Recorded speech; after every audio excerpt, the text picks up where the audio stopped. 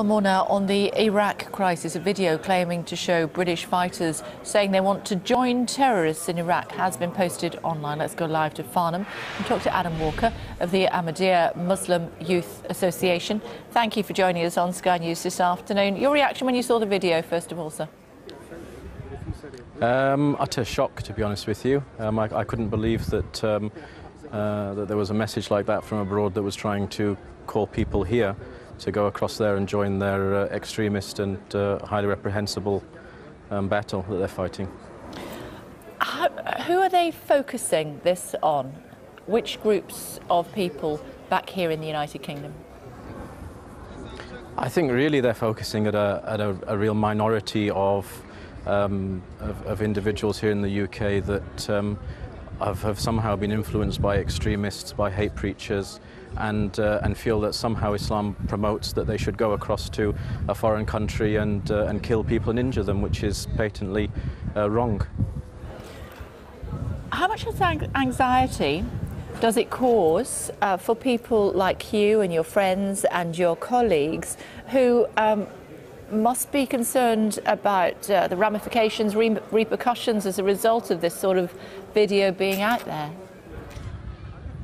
To be honest with you, here at the Ahmadiyya community, I mean, there are 5,000 of us here today, all British Muslims, and it doesn't concern us at all because there's no way that we would fall foul to this kind of extremist call from abroad. But it does, I think, call a wider anxiety that that this is happening, and it really calls on us to stand up and say that that we won't have it, and that Islam is a religion of peace, and that people shouldn't go across. They should rather stay here, and they should be loyal to their country, and they should respect the values which Britain promotes that are also promoted by Islam, of tolerance and respect. Absolutely, Adam. And I suppose I'm focusing more on any concerns about reprisals or, you know, those ignorant in society who will look at something like this video that we're looking at as we're chatting to you and assume that that is in some way acceptable to some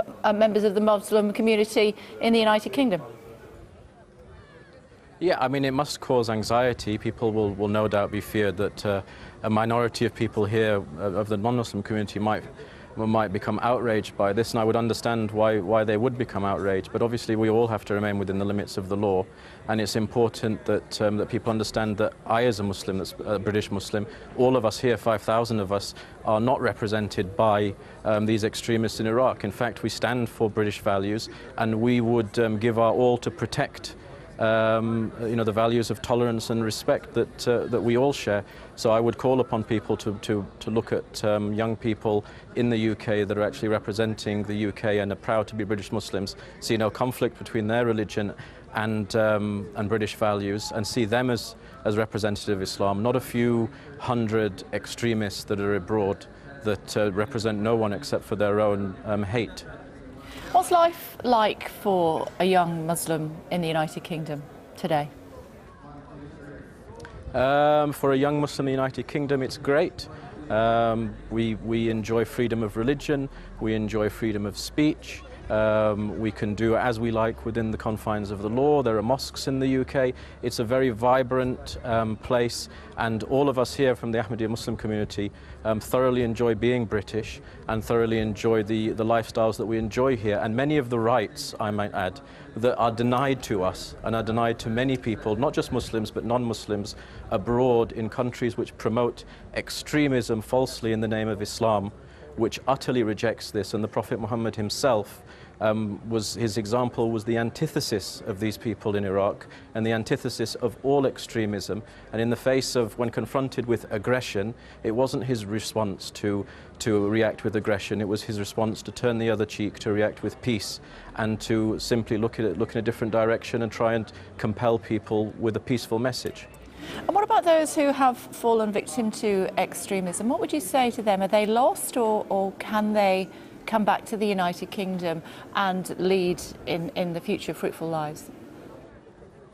No, I think anyone who has made a mistake and or has gone across there and feels now in retrospect that they shouldn't have gone there, have actually seen the realities of extremist Islam and its ugliness, that they should come back to the UK and they should make themselves known that that this is what they had gone to do, and that they had changed their minds, that they came here, and that now actually they understand after seeing what's going on across there, the benefits that they have here. So I certainly think that they're not lost, and I think it's upon all of us to try and compel people with our tongues through peaceful means to actually leave away these ideologies, because you can't force people to abandon hate. The only way that you can do that is to actually sit with people and try and convince them that what they believe in is wrong.